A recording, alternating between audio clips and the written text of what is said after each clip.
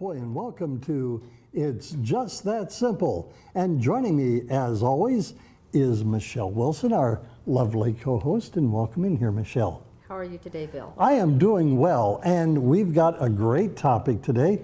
Why don't you share with us what that topic might be? Well, today it's going to be myths and realities regarding identity theft. I was recently on a webinar with a company that I marketed for, and they're a world-leading risk management company, and I thought it was really interesting, the different myths and realities. I'd like to talk about that today.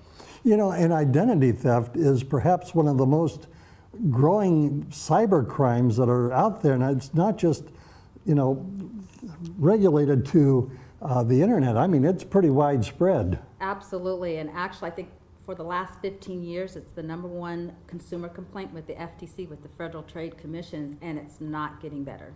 And so with that being said, there's a lot of companies out there that you will hear advertisements for talking about, well, we can help you protect your identity, and there's all kinds of companies. We won't get into specific names, but there are some realities and there are some myths regarding identity theft. And you're the resident expert, so I leave it to you to share those with us. Well, actually, that's one of the myths I was going to talk about. You have the commercials out there, or people saying that they can protect your identity, and that's really a myth. All we can do is take steps to basically best practices, but there's no way to protect our identity. I always said there's two of us. There's the you, and then there's the database you, and we don't have control over the database you. And what is the database you? When we first were born, you're put into a database, the Social Security.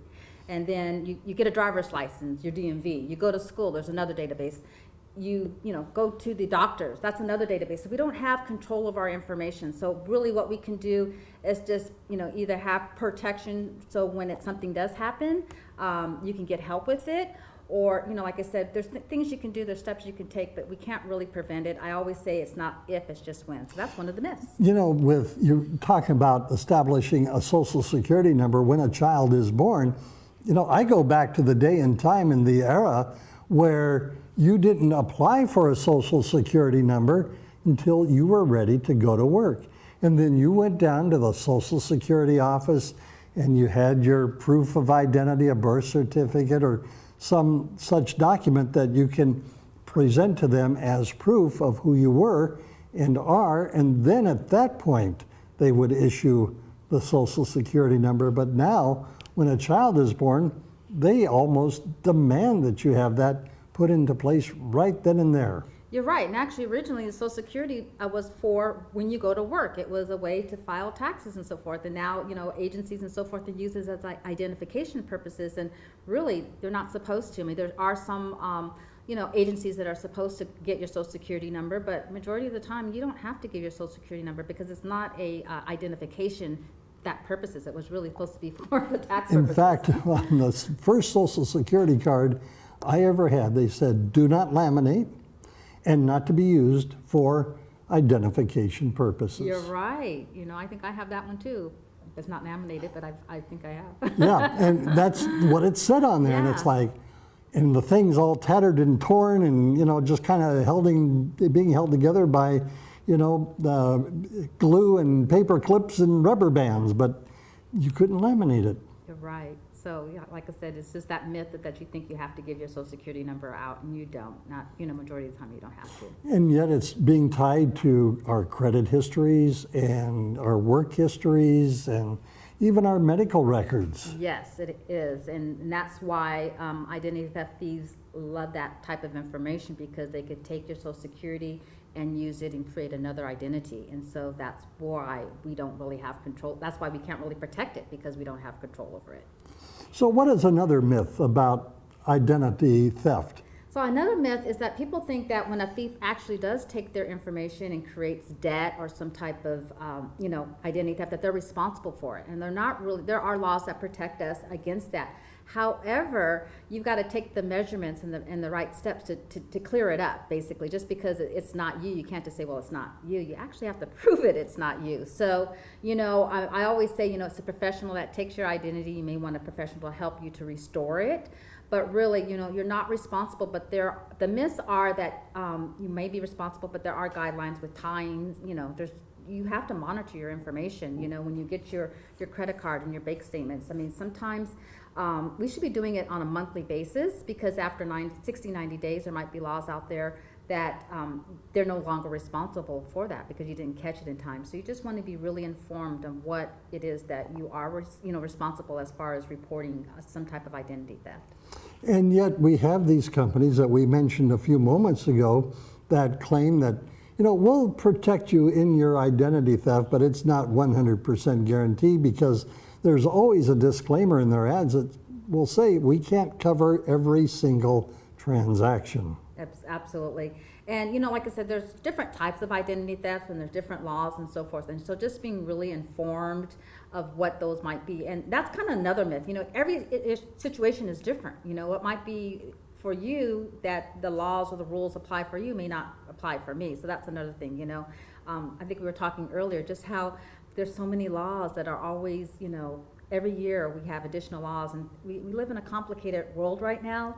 So like I said, and that's really a myth. That's how myths happen, is because people start talking about information. Remember the telephone game, how you're saying yes. one thing and then the next person and the next person, and then you come at the end and it's totally different. And that's really how, with identity theft or anything we do, how myths come about, because we have this thing is like you have media or consumers saying one thing, but they're not actually, and not really knowing it on purpose. It's just that the stories get turned around. So I always say that's why, identity theft, you really want a professional who understands this, who deals with it on a regular basis. And the realities about identity theft are what? Wow, the realities are, like I said, it is not going away. It can be scary, and it can be devastating to individuals and families. But on the good note, that there's help out there, and you can get help to restore it and so forth like that. Sometimes it may take a long time, and sometimes it may not take a long time. But the reality is, there are rules and laws out there, but it's really getting the professional help and understanding what those are. And, so that kind of leads me to the third myth I want to talk about. I still get people thinking, well, I'm not going to become a victim because I only use cash, my credit's bad, and I always say it's not about your credit all the time. It's about that personal information. That's the most valuable. They take it, they, sell it on the black market and so forth. And, like I said, FTC, they reported like government documents and benefits. People use other people's information to get benefits from the government. Wow, they have, tax returns, and just all sorts of things, utility bills and things like that. So it's not just about your banking and your financial and your credit card and, having a loan that you're credit worthy. It's not really about being credit worthy. It's just really about your information. That's what's valuable. And it used to be back in the day when you went to apply to a bank, and very few banks offered what were known back then as ATM cards.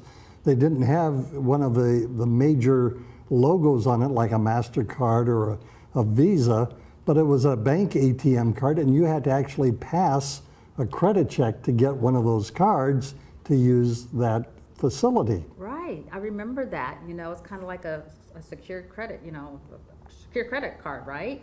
And now, and even using those debit cards and credit cards as a debit and credit, there's different laws and so forth. So understanding what you're liable, if you're putting your PIN number, that's almost like a check, and then if you're just using it as a credit card, so there's actually different laws on the different ways you're using that debit or credit card, and it's amazing how, we are become cashless, and that everything, we're about a number and we're just always swiping. And that's why I think identity theft happens, because we're swiping all the time. We're having all these transactions. And actually just recently, last month, I was hit 2 times, and I got to get in the habit of really checking every, how we check our balances and then we'll see something, that's not me, but it's those little bit of transactions that, this goes unnoticed. And so that's why it's really important to always be aware. I told you the story very quickly that it was been probably a month or a month and a half ago, I was hit where a company called me up and said, you owe us now $300 and some odd for a product that we had shipped to you. And I said, I never received any product. Well, don't you live in Wisconsin? And I said, what? No, my residence has been for many, many years, California. And I had contacted one of those providers that looks at identity theft, and I'm grateful that I've got a real good one. But they looked at it with me, and we were able to get it resolved. And the company went, "Sorry, we're bad. We should have checked it out." Yeah, isn't it amazing how even today, like you said, we're so aware of it, but it still happens, So that's why I always says it's just being aware, being aware and always checking your financials and sad that we have to do that, but that's, one of the things, and, like having a professional too to be able to talk to.